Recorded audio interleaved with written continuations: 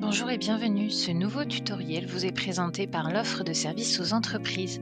Nous vous proposons aujourd'hui une vidéo d'environ 5 minutes pour tout savoir sur la déclaration d'accident du travail ou de trajet. Concernant les étapes clés de la déclaration, côté salarié, il doit informer l'employeur dans les 24 heures, hors cas de force majeure, décrire les circonstances et identifier les témoins éventuels, et enfin adresser le certificat initial établi par le médecin à la MSA. Côté employeur, vous devez remettre la feuille d'accident du travail à votre salarié. Vous devez aussi transmettre la déclaration d'accident du travail, DAT, à la MSA dans les 48 heures. Pensez à utiliser l'espace privé MSA pour fiabiliser et tracer la démarche.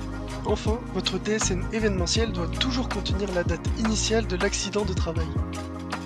Commençons par le certificat médical initial. Il est télétransmis via la carte vitale par le médecin ou bien si c'est un formulaire papier, il est adressé à la MSA par le salarié.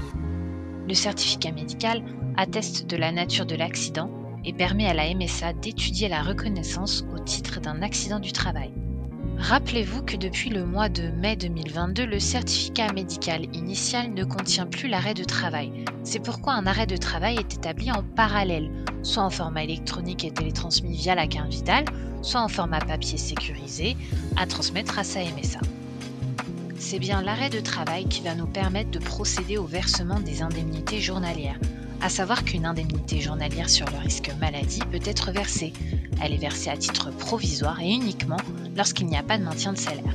Il est donc possible de percevoir pour vos salariés cette indemnité en attendant l'instruction de l'accident du travail. La MSA va ensuite faire le complément.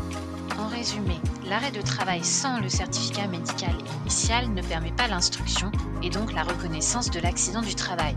Et l'arrêt de travail seul ne nous permet pas de verser les indemnités journalières sur le risque accident du travail, mais uniquement sur le risque maladie.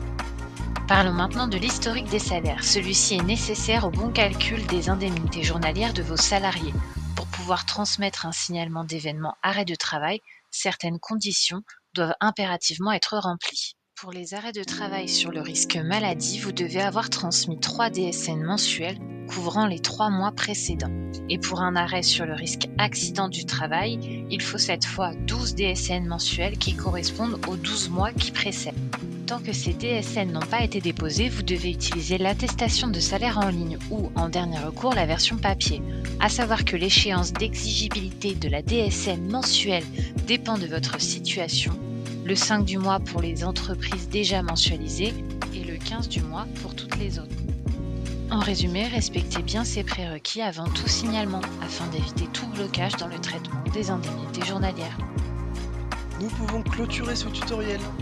Retenez que l'ensemble de ces services et démarches en ligne ont un objectif commun: simplifier votre quotidien d'employeur, fiabiliser vos échanges avec la MSA et garantir les droits de vos salariés dans les meilleures conditions.